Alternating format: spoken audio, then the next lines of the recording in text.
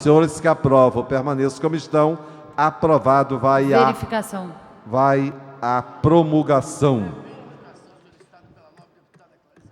A verificação solicitada pela deputada Clarissa Garotinho, pela ordem, o deputado Flávio Bolsonaro. É para orientação de bancada, presidente. Orientação de bancada, deputado Flávio Bolsonaro. É só para trazer um relato, porque eu vi agora que essa homenagem do deputado Paulo Melo ao cabo PM Leandro Araújo Magesse Peixoto, é muito justo. Eu vi agora só que ela está vindo na plenária e queria trazer o seguinte relato, que esse policial militar, coincidentemente, foi um dos responsáveis por talvez não ter acontecido a tragédia maior comigo em 2006, quando fui assaltado por 4 marginais, 2 deles com no máximo 15 anos de idade, armados, ali na Tijuca, e ele, passando pelo local na hora, percebendo o que estava acontecendo, né, se abrigou, esperou o melhor momento para começar a agir, trocou tiros com esses assaltantes, né, e felizmente não aconteceu nada além disso, né, conosco, perdemos apenas as coisas materiais,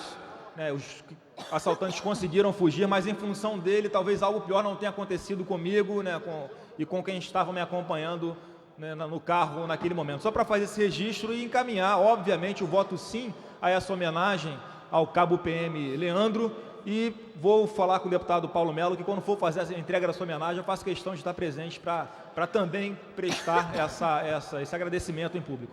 Perfeito. Orientação de bancada. Deputada Janira Rocha.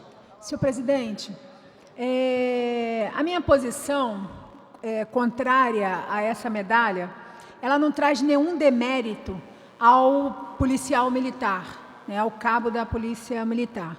A discussão que se coloca aqui é que aqui na casa, nesse momento, existem 18 projetos de resolução que estão em tramitação e que tratam de medalhas aos seguranças do governador Sérgio Cabral, e esse cabo é um desses 18 seguranças do governador Sérgio Cabral. Teria algum problema um segurança do governador Sérgio Cabral receber uma honraria da casa? Também, em tese, não, porque uma coisa é a nossa posição sobre o governador, outra coisa é a nossa posição sobre os profissionais, os trabalhadores que estão em torno dele. O problema, além dos 17 outros que também estão em tramitação, é que toda vez que um policial militar recebe da casa uma medalha, essa medalha, ela passa a fazer uma contagem de pontos que vai influenciar internamente na corporação as promoções. E o que isso significa objetivamente? Que existem policiais militares mais antigos, que chegaram na casa antes, que têm mais anos de prestação de bons serviços à população, né, como foi o caso do deputado aqui, Flávio Bolsonaro, e esses policiais, por não terem um deputado na casa que faça, né, um pedido de medalhas para eles, na verdade vai perder, mesmo tendo tempo de serviço e mesmo tendo bons serviços prestados, eles vão perder, né, essas promoções que fazem jus por tempo de serviço. Então, aqui existe um problema, né, que é um problema democrático. Também um problema democrático. Agora, eu acho que essa é uma discussão que nós temos que fazer aqui, a Comissão de Segurança tem que fazer. Será que é justo dar essas medalhas e, com isso, furar a fila das promoções internas da corporação? Isso é um debate que eu acho que a gente precisa fazer. E o outro é que não acho que 18 seguranças do governador Sérgio Cabral, de repente, todos indicados na casa para receber uma medalha, na verdade, para receber uma promoção. Então, em função desse debate mal feito, porque talvez se esse debate fosse melhor feito e ele incorporasse as necessidades do conjunto da PM, o nosso voto poderia ser favorável. Então, nesse sentido, nesse momento, pelo menos o voto do PSOL é contrário. Senhor presidente. Deputado Paulo Ramos. A verdade é que é um absurdo a premiação representar pontos para a promoção. É isto que tem que ser suprimido, porque gera esse tipo de conflito. Porque outros policiais militares que estão na atividade fim da corporação, correndo riscos, por vezes não têm a mesma visibilidade. O que eu proponho é um projeto coletivo suprimindo a contagem de pontos decorrentes de qualquer premiação, medalha Tiradentes, etc., aqui da casa. Porque não se sustenta isto. Quando as instituições vão ficando degradadas, quando o conflito interno se instala, quando a convivência fica impossível, nós temos aí uma das razões. Porque é assim, é um escândalo isto. A premiação conferir pontos para a promoção e não as questões ligadas diretamente às avaliações internas na carreira.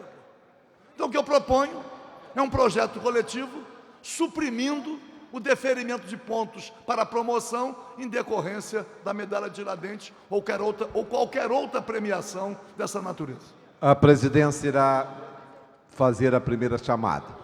Alexandre Correia, Altineu Cortes, André Siciliano, André Correia, Armando José, Átila Nunes, Bernardo Rossi, Bruno Correia, Carlinhos Moutinho, Chiquinho da Mangueira, Claise Maria, Dica, Domingos Brazão, Doutor Gotardo, Doutor José Luiz Nance, Edno Fonseca, Edson Albertassi, Fábio Silva, Geraldo Moreira, Geraldo Pudim, Gilberto Palmares, Graça Matos, Graça Pereira, Iranildo Campos, João Nassif, João Peixoto, Lucinha, Marcelo Simão, Marco Figueiredo, Marcos Abraão, Marcos Soares, Miriam Rios, Nelson Gonçalves, Paulo Melo, Pedro Augusto, Pedro Fernandes, Rafael do Gordo, Ricardo da Carol, Roberto Dinamite, Rosângela Gomes, Samuquinha, Tiago Pampolha, Vaguinho. A presidência irá fazer a segunda chamada. Alexandre Correia, ausente. Altineu Cortes, ausente. André Siciliano, ausente. André Correia, ausente. Armando José, ausente. Átila Nunes, ausente. Bernardo Rossi, ausente. Bruno Correia, ausente. Carlinhos Moutinho, ausente. Chiquinho da Mangueira, ausente. Claise Maria, ausente. Dica, ausente. Domingos Brazão, ausente. Doutor Gotardo, ausente. Doutor José Luiz Nance, ausente. Edno Fonseca, ausente. Edson Albertassi, ausente. Fábio Silva, ausente. Geraldo Moreira, ausente. Geraldo Pudim, ausente. Gilberto Palmares, ausente. Graça Matos, ausente. Graça Pereira, ausente. Iranildo Campos, ausente. João Nassif, ausente. João Peixoto, ausente. Deputada Lucinha, ausente. Marcelo Simão, ausente. Marco Figueiredo, ausente. Marcos Abraão, ausente. Marcos Soares, ausente. Miriam Rios, ausente. Nelson Gonçalves, ausente. Paulo Melo, ausente. Pedro Augusto, ausente. Pedro Fernandes, ausente. Rafael do Gordo, ausente. Ricardo da Carol, ausente. Roberto Dinamite, ausente. Rosângela Gomes, ausente. Samuquinha, ausente. Tiago Pampolha, ausente. E Vaguinho, ausente. Votaram 24 senhores deputados, não há quórum para deliberação. Anuncio. Indicação. Sim, deputada Janira Rocha. Pela ordem, senhor presidente, desculpa.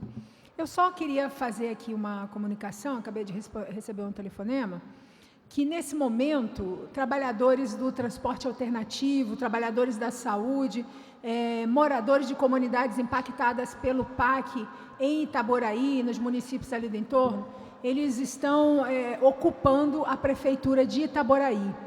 E o objetivo, obviamente, dessa ocupação é que o prefeito Elil, o prefeito de Itaboraí, receba a comissão de trabalhadores para discutir a pauta desses trabalhadores. Obviamente, o transporte alternativo está há alguns meses sem poder circular. Isso afeta não só os trabalhadores, mas como a própria população de Itaboraí, que não tem ônibus que façam todos os acessos. Os trabalhadores da saúde, que também, além dos problemas de infraestrutura de atendimento, enfim, né, o que reivindicam esses trabalhadores é que o prefeito de Itaboraí, o prefeito Elil, receba a comissão e abra um processo de negociação com esses trabalhadores. Eles estão colocando, né, que nesse momento a polícia está cercando a prefeitura de Itaboraí, né, e eu vim aqui fazer esse comunicado no sentido de que o nosso parlamento, né, se some em solidariedade a esses trabalhadores e coloque para o prefeito Elil, né, da necessidade de que ele receba.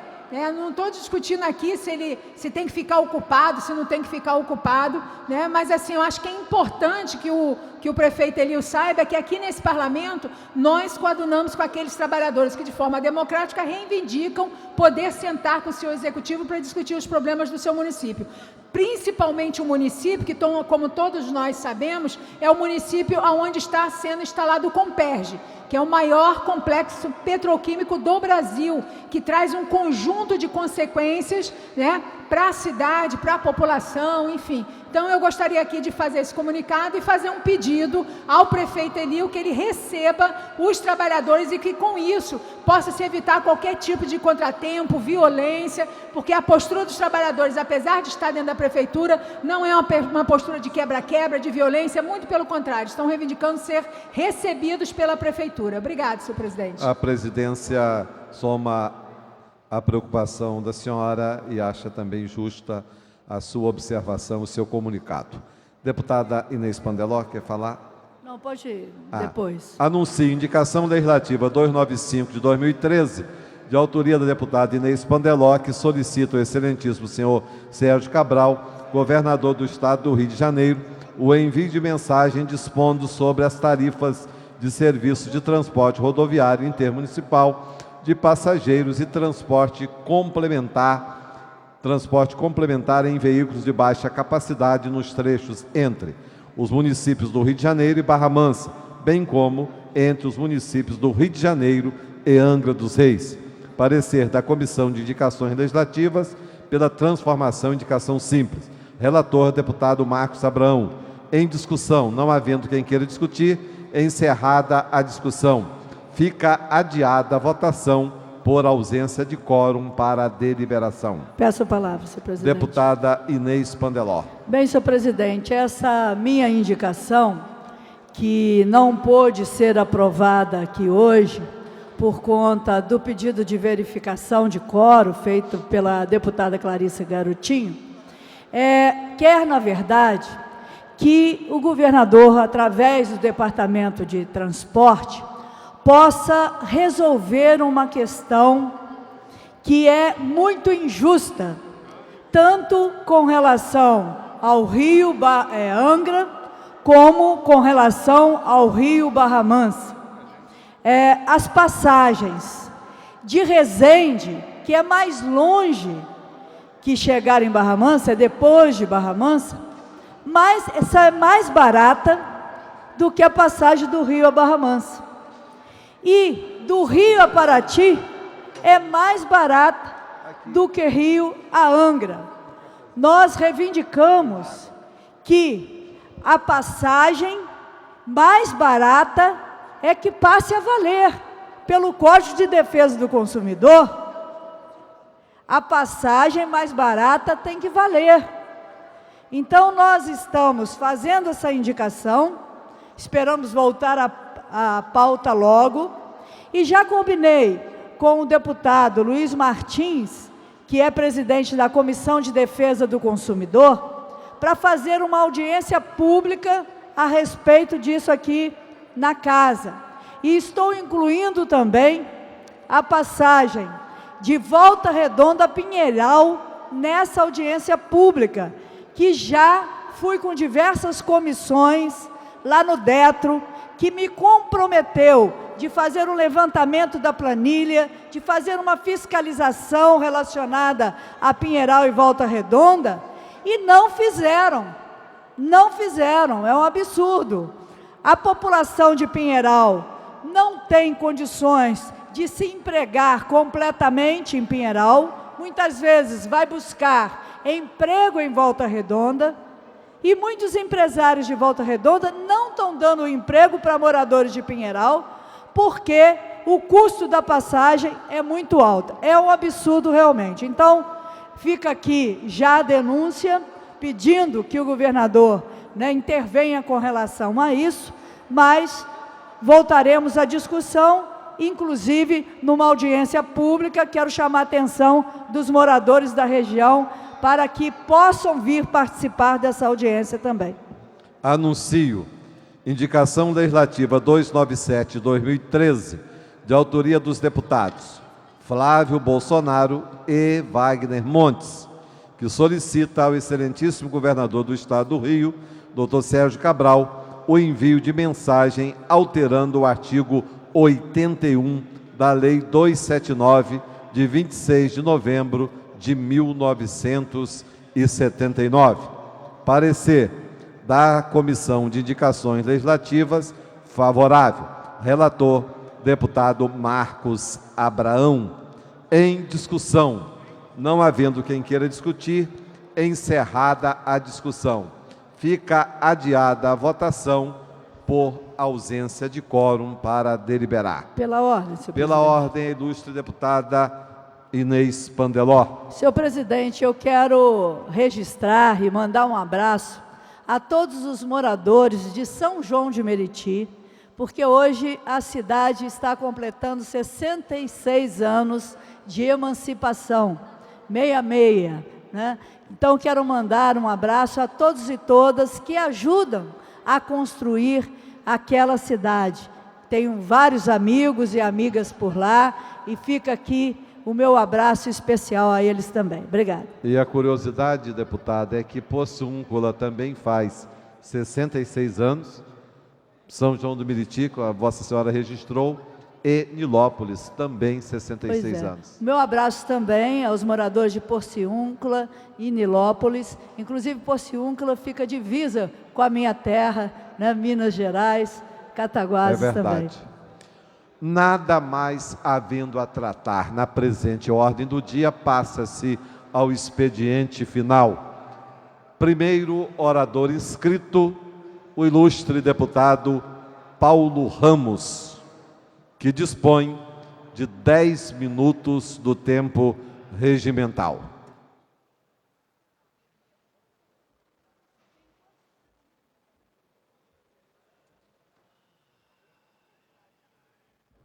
Senhor presidente, senhoras e senhores deputados, embora talvez não seja um tema, senhor presidente, que mobilize tanta atenção de parcela expressiva do povo brasileiro, mas sendo algo que seguramente alcança a todos, em qualquer parte do nosso país, eu venho abordar a questão ligada à absurda prisão, porque, a rigor, representou uma prisão de um brasileiro na Inglaterra, em Londres. Um brasileiro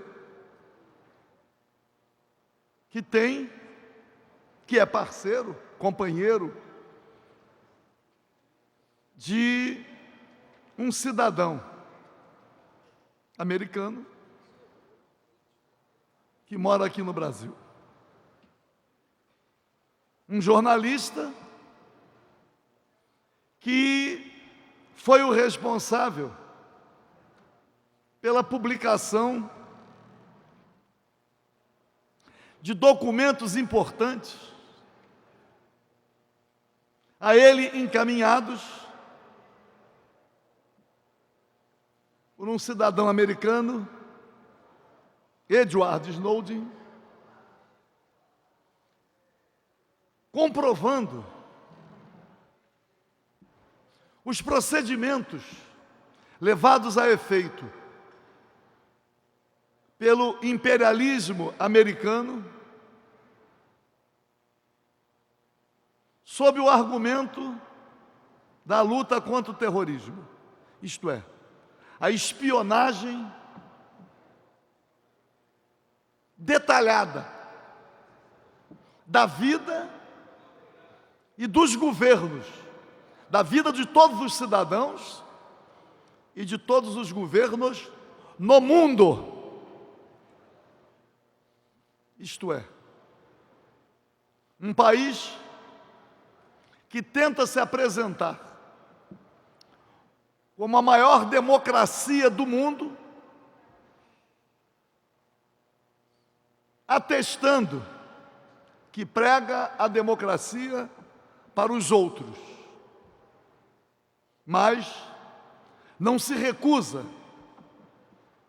a práticas as mais hediondas para a preservação dos seus interesses econômicos. Um outro americano, soldado do exército americano, Bradley, também, e este está preso, Edward Snowden, recebeu asilo político na Rússia por 1 ano. Mas o soldado americano que denunciou as práticas americanas quando do assalto à mão armada de um país inteiro, o Iraque, matando civis, o exército americano, matando inclusive jornalistas, está lá preso e condenado e sendo apontado como traidor da pátria. Presta um serviço à humanidade, mas nos Estados Unidos é considerado traidor da pátria. Os americanos, o governo americano, se utiliza inclusive da tortura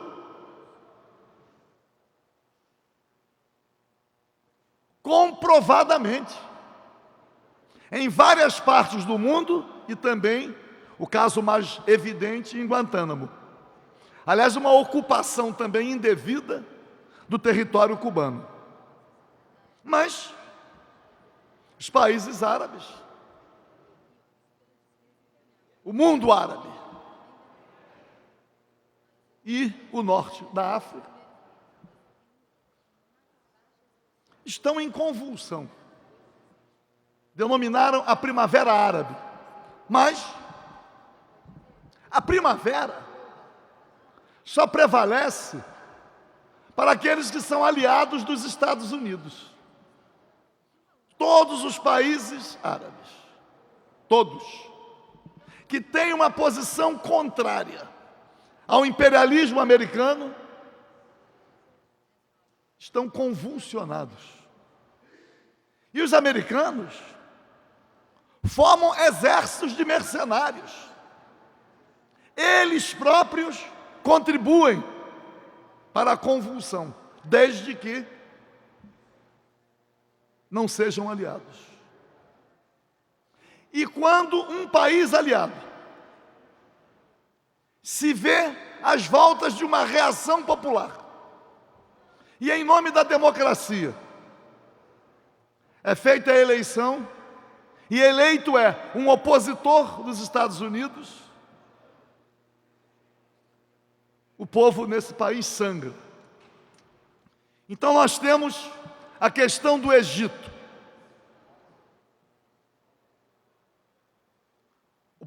O ditador no Egito é deposto. Fazem eleições pela primeira vez no Egito para presidente da República. Um presidente é eleito e, de repente, num golpe de Estado, os militares que davam sustentação ao governo deposto, eles depõem o presidente eleito. Mas por quê? Porque o presidente eleito tinha uma orientação contra o imperialismo americano. Então vemos o que aconteceu na Líbia, o assassinato do presidente Muammar Gaddafi. O que aconteceu no Iraque, até hoje convulsionado, com o assalto à mão armada e o assassinato de Saddam Hussein. A Síria, como não é alinhada do governo americano, o povo está lá sangrando. No Egito, o povo enfrentando, inclusive, o próprio exército que vem assassinando a população. Procuram os Estados Unidos satanizar o Irã. Então, todos aqueles que não são alinhados ao imperialismo americano, todos, no mundo árabe, enfrentando dificuldades. Agora, além da espionagem, a prisão de um brasileiro. O governo brasileiro, é preciso registrar, tem se posicionado na busca da afirmação da nossa soberania, na proteção aos nossos cidadãos. Mas a Inglaterra é a principal aliada dos Estados Unidos. Aliás, de colonizadora, depois da independência, com o tempo, passou a ser também aliada. Então, senhor presidente, independente da análise de questões internas de cada país do mundo árabe, mas é preciso reconhecer que todos aqueles que se opõem ao imperialismo americano e seus aliados, inclusive a Inglaterra, todos estão internamente convulsionados. Excluímos o Irã, porque a revolução liderada pelo Ayatollah Khomeini, a revolução é vitoriosa e tem sustentação popular. E cada povo deve decidir o seu destino. Então, senhor presidente, eu venho a esta tribuna, primeiro, para dizer da decadência do imperialismo americano. É a decadência do império, como outros impérios, depois de desmascarados, foram superados. Os americanos prevalecem pela força das armas. Eles não só dispõem, como fabricam e distribuem, administram. É o poder bélico impondo a hegemonia, impondo o poder econômico. Então vamos ver até quando isto vai prosperar. Mas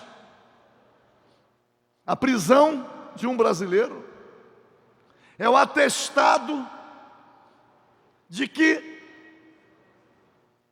Estados Unidos, com a aliança da Inglaterra, eles não têm limites, eles não respeitam rigorosamente nada, desde que seja para a afirmação do império, para a afirmação do seu poder. Muito obrigado, senhor. Próximo orador inscrito, Sua Excelência, o deputado Gilberto Palmares.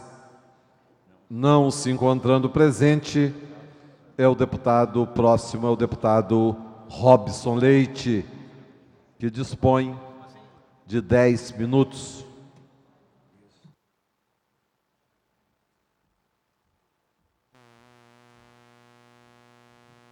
Nobre presidente, deputado Roberto Henriques, demais deputados e deputadas que nos acompanham, assessores da casa e aqueles que nos assistem pela TV Alerj. Senhor presidente, quero falar sobre a importante votação que nós tivemos aqui ontem, do nosso relatório da CPI das universidades privadas. Não foi publicado ainda, mas tenho absoluta convicção que isso será até sexta-feira. Entendemos as demandas, uma vez que foi votado como uma das últimas matérias. Votamos e logo em seguida esgotou o tempo regimental. Mas o que me chama a atenção, e eu quero fazer mais uma vez um apelo, é a existência de 3 destaques. Foi feito um destaque que eu acho positivo, o deputado Luiz Martins conversou comigo, quero agradecer a colaboração. Um destaque para acrescentar, na proporção que Vossa Excelência trouxe, e conversou agora há pouco comigo, eu não apenas votarei a favor, como vou elogiar a sua preocupação extremamente pertinente, e eu tenho concordância e votaremos a favor. Mas me preocupa destaques, não foi o caso de Vossa Excelência, para retirar. Que é a informação que eu tenho, que houve 2 destaques para retirar. Isso não coaduna com o espírito que está nas ruas, em especial dos professores, pais e alunos que estiveram aqui ontem. Havia, dentro desse plenário, havia 100 pessoas, cerca de 100 pessoas, próximo a isso. E lá fora, se não o triplo, próximo a isso, de pais, alunos, professores, que estão sofrendo pelo descalabro que se encontra a situação do ensino superior privado no Rio de Janeiro e no Brasil. Há uma absoluta falta de fiscalização ao nível em que se é exigido pela situação da crescente demanda e da crescente, vamos dizer assim, oferta de universidades, de cursos, e isso evidentemente que é positivo, mas a fiscalização não acompanhar esse crescimento é algo que nos preocupa.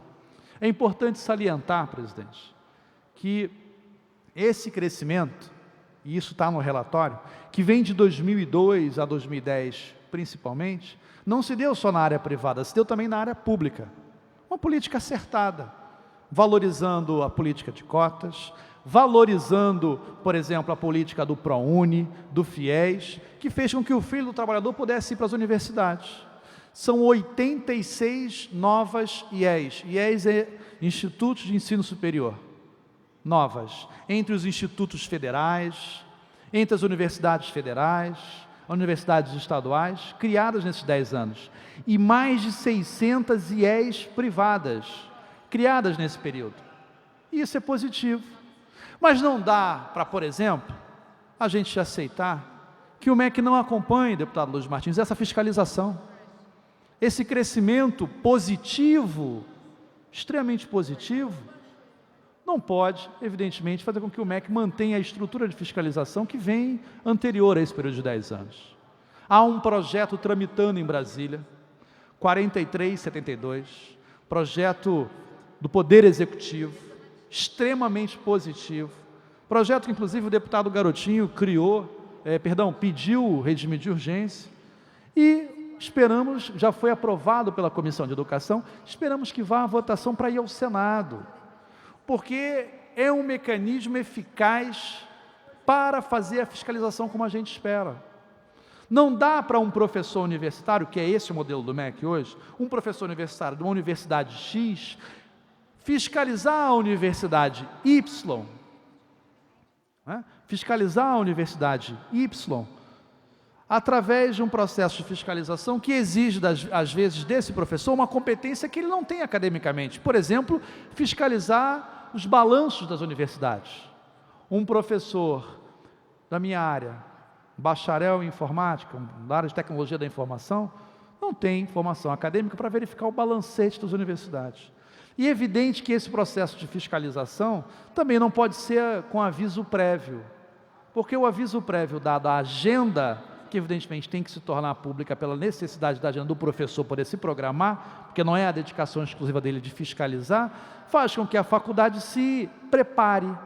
E esse preparo ultrapassa a barreira da ética em muito. Boa parte das irregularidades apontadas no relatório dialogam com isso. E eu quero dizer, por exemplo, que não dá para admitir que você tenha bibliotecas ambulantes. É o que acontece hoje, porque a quantidade de títulos nas bibliotecas é critério de avaliação. E aí você visita uma biblioteca que no dia anterior saiu de um campus que fica no centro da cidade e vai para Vila Isabel ou vai para o MER, que é outro campus da universidade, que é onde vai ser fiscalizado. Isso acontece corriqueiramente, há denúncias dessas, e isso está no relatório. É inadmissível também que esse processo, em função da ausência de uma fiscalização eficiente por parte do MEC, permita as barbaridades que nós vimos aqui. Barbaridades, verdadeiras barbaridades, que vão para além da questão da Gama Filho e da universidade da cidade. Nós temos problemas sérios aqui, na Cândido Mendes. E eu quero refutar as declarações dadas pela imprensa, pelo senhor Cândido Mendes, que disse que a CPI não tem legitimidade. Quem questiona a legitimidade é porque tem culpa no cartório.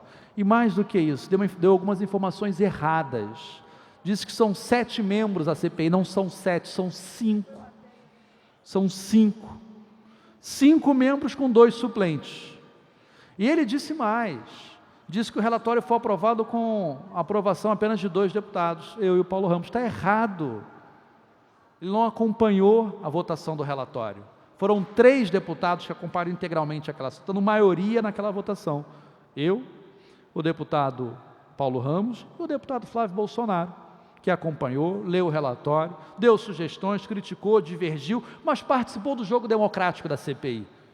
Participou, acompanhou alguns depoimentos. Tem posições divergentes com algumas questões, mas votou favoravelmente no relatório e votou aqui também. Inclusive tendo posições ideológicas contrárias à minha, em diversos aspectos. E foi falado na CPI e por diversas vezes aqui no plenário, mas votou favoravelmente, por perceber a grande contribuição que esse relatório dá.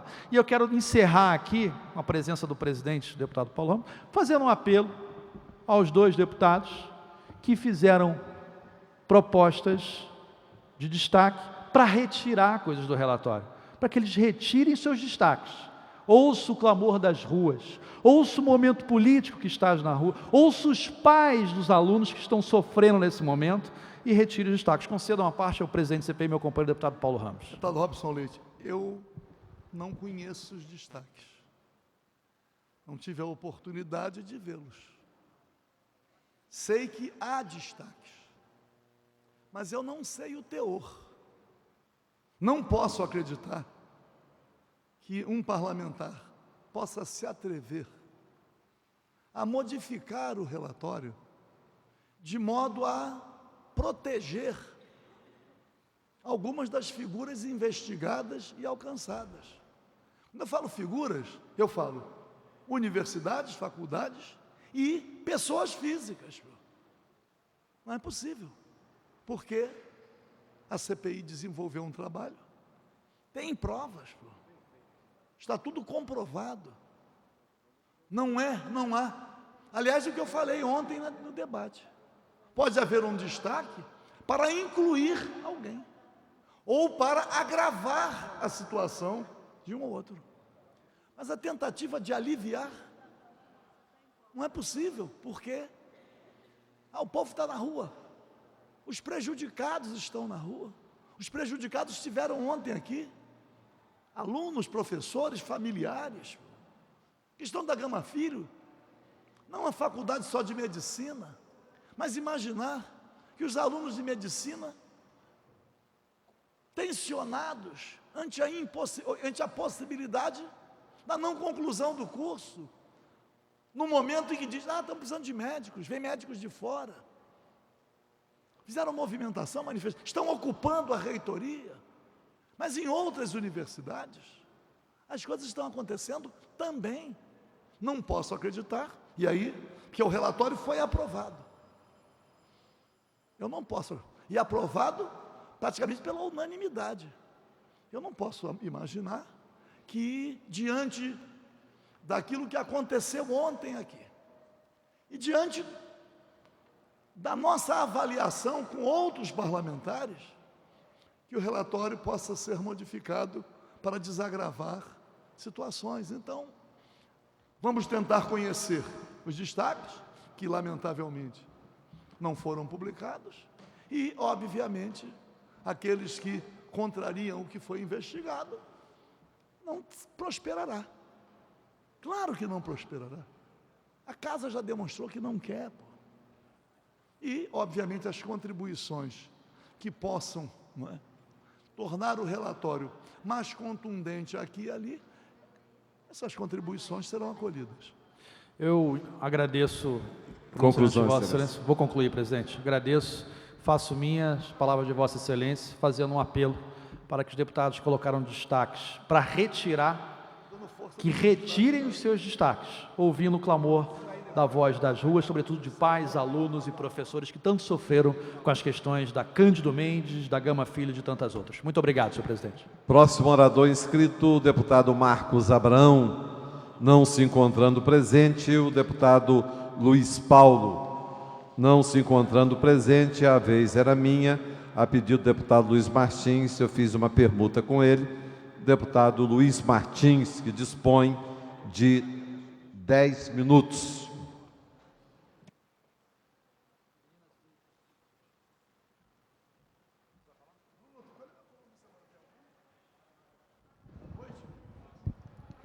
Senhor presidente, deputado Roberto Henriques, senhoras e senhores deputados, só para dar continuidade à fala do deputado Robson Leite, eu fui um deputado que fiz a emenda.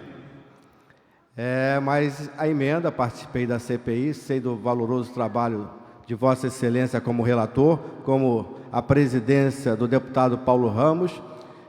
Eu só estou esperando a publicação, porque tem que ser realmente transparente, é a inclusão de um nome, que passou desapercebido, ele ficou pouco tempo, e no momento apropriado, depois da publicação, Vossa Excelência já sabe que estou incluindo um nome que prestou um desserviço lá na Universidade Galileu, ele ligado, a Gama Filho e tal.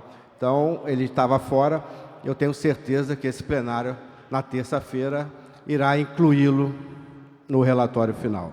É só para colocar e parabenizar a Vossa Excelência pelo excelente trabalho. Uma parte de 20 segundos. Já tenho o meu voto, vocês falou comigo, e eu acho que é uma contribuição oportuna, diferente das outras. Muito obrigado. Obrigado a você. E parabenizar o trabalho de Vossa Excelência como relator da CPI. O que me traz aqui hoje, essa tribuna, presidente, é uma matéria publicada no jornal O Globo de hoje, especificamente na página 4. A jornalista Maria Lima, onde fala das ligações do PSB no estado do Rio de Janeiro com o meu partido, o PDT. Quero aqui começar avaliando, colocando, nós tivemos uma reunião da executiva estadual na segunda-feira e durante a semana passada tivemos uma reunião do diretório estadual, como é feito no PDT, uma vez por mês, com data marcada. Primeiro, é legítimo a candidatura do deputado Miro Teixeira, mas quero reafirmar que até a presente data, e não sei se a repórter entrou em contato com ele, mas no estado do Rio de Janeiro eu tenho certeza que não, ele é candidato a governador pelos jornais. Pelos jornais, porque em nenhum momento ele compareceu a uma reunião da executiva, do diretório estadual ou não, colocando o seu nome como candidato. Eu sou de uma corrente, e a grande maioria, a bancada estadual, aqui do meu partido, defende aliança, continua a aliança com o PMDB do governador Pezão.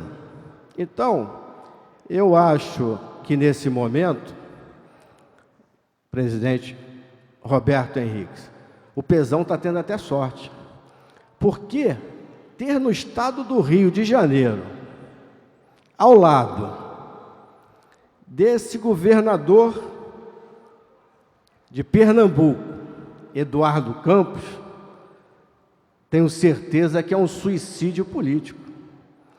Esse governador Eduardo Campos, do PSB, foi que vedou todos os esforços para tirar do Rio de Janeiro os royalties. Eu me recordo bem que em 2009, no Palácio do Planalto, ele teve uma discussão aberta com o governador Sérgio Cabral, defendendo a retirada dos royalties, quebrando os contratos, porque todos nós parlamentares lutamos, fomos às ruas no Rio de Janeiro, fomos a Brasília, Vossa Excelência até que não anda de avião, foi de carro, chegou na reunião numa comissão, e esse governador veio falar do meu partido, de um candidato a governador que também não existe, falando que tem aliança com o meu partido. Não existe candidatura do deputado ao governo do Estado, e muito menos nós queremos aliança com Eduardo Campos. Meu partido está alinhado com a presidente Dilma. Iremos caminhar com a presidente Dilma.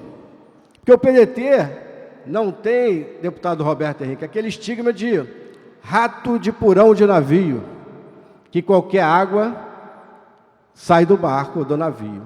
Isso nós não temos. E estamos honrando à frente do Ministério do Trabalho, com o ministro Manuel Dias, assim como temos aqui no estado do Rio de Janeiro o deputado estadual, o secretário Felipe Peixoto, temos a deputada estadual Cidinha Campos, à frente da Secretaria de Defesa do Consumidor.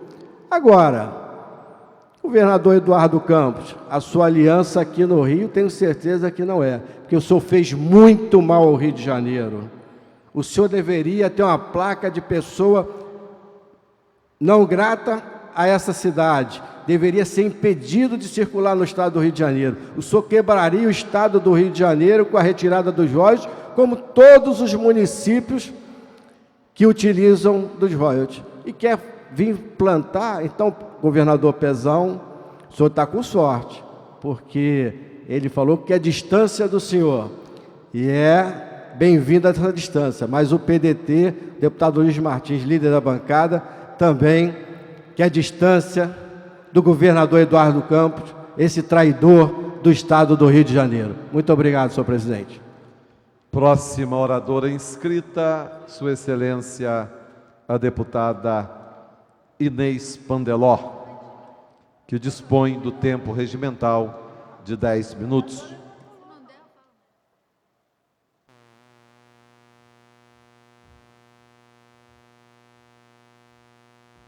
Senhor presidente, Roberto Henriques, deputados, deputada, funcionários, telespectadores da TV Alerj. Eu já subi muito aqui nessa tribuna para falar da importância da bacia do Rio Paraíba do Sul para o nosso estado e da necessidade da sua preservação, especialmente na questão da coleta e tratamento do esgoto doméstico. Essa já foi, se alguém pesquisar aqui nos meus mandatos, com certeza vai ver que esse é um tema que normalmente eu venho debatendo, porque a bacia do Rio Paraíba é boa para o desenvolvimento, para a sobrevivência, para a vida das pessoas da região sul-fluminense, da região norte do estado, dos estados, outros, São Paulo e Minas, mas também para a capital, porque não fosse a transposição que existe em Barra do Piraí, não teríamos nem a bacia Guandu, porque grande parte da água do Guandu vem da bacia do Rio Paraíba do Sul. E essa semana eu tive a alegria de participar da abertura, da colocação da pedra fundamental de uma estação de tratamento de esgoto da cidade de Barra Mansa. E fiquei muito contente, porque há anos a gente reivindica isso. Na época que eu fui prefeita, não tinha nenhum recurso estadual, nenhum recurso federal para saneamento. Mesmo assim, com recursos próprios, a cada asfalto que fazíamos, por baixo tinha a divisão da água de chuva, água pluvial, da rede de esgoto. Base necessária para posteriormente se fazer a estação de tratamento. não tínhamos recurso.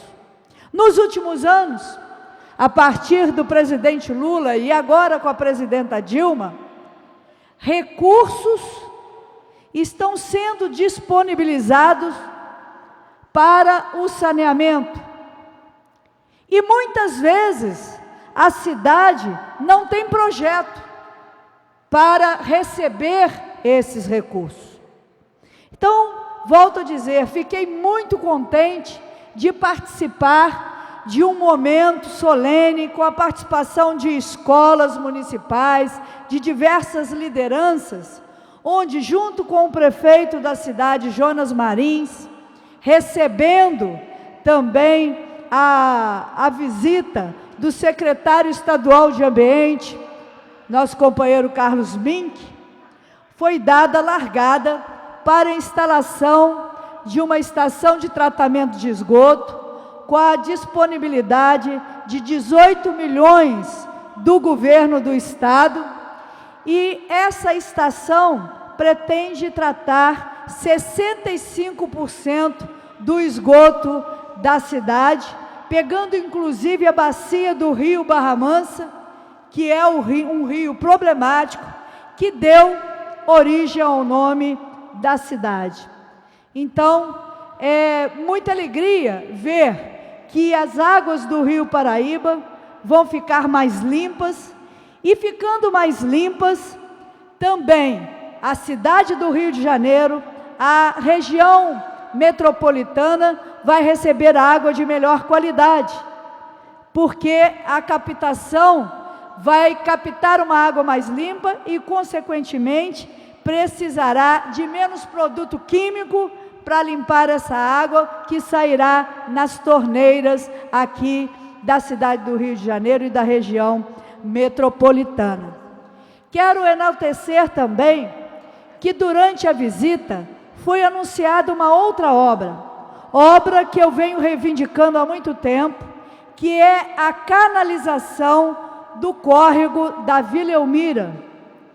É uma reivindicação da população daquele bairro, daquela região, que não tem nem passagem direto para as suas casas, que passam em pinguelas, e com essa canalização vai ser possível ter uma melhor condição de qualidade de vida a essas pessoas, porque a rede de esgoto também será realizada pelo governo do estado e vai então retirar grande parte da água que circula nesse córrego, que hoje é esgoto, e possibilitando o fim das enchentes e possibilitando o tratamento do esgoto doméstico. Então, é muito bom quando a gente luta, quando os moradores reivindicam e vê que as coisas começam a acontecer. Então, eu fico feliz, parabenizo a Secretaria de Meio Ambiente, o INEA, o secretário Mink, a presidente do INEA, Marilene Ramos, parabenizo o governo do estado por ter também liberado esse recurso, a Câmara de Vereadores, que também lá estava, o prefeito Jonas Marins e a toda a população de Barra Mansa. E coloco mais uma vez o nosso mandato à disposição para acompanhar a obra, para também estar continuando a luta em defesa da bacia do rio Paraíba, que não é só de Barra Mansa, logicamente, mas que é uma das mais importantes, ou melhor dizendo, a mais importante do estado do Rio de Janeiro. É só, senhor presidente. Obrigado. A próxima oradora seria a deputada Clarissa Garotin, que abriu mão da fala. O próximo seria eu, que também estou abrindo mão da fala. E a próxima oradora inscrita é a deputada Cida Diogo, não se encontrando presente. O próximo orador inscrito, o deputado Ricardo Abraão, que também não se encontra presente ao plenário. Não havendo mais oradores inscritos, a presidência, antes de encerrar a presente sessão, Convoco os senhores deputados para a sessão ordinária do dia 22 de agosto de 2013, com a seguinte ordem do dia. Em regime de urgência, em discussão única, projeto de lei 1879/2012, de autoria do deputado Conte Bittencourt. Em tramitação ordinária, em segunda discussão, redação do vencido, assim emendada. Projeto de lei 113-A de 2011, de autoria do deputado Bebeto. Em segunda discussão, redação do vencido.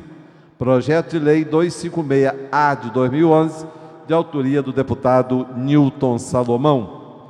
Em segunda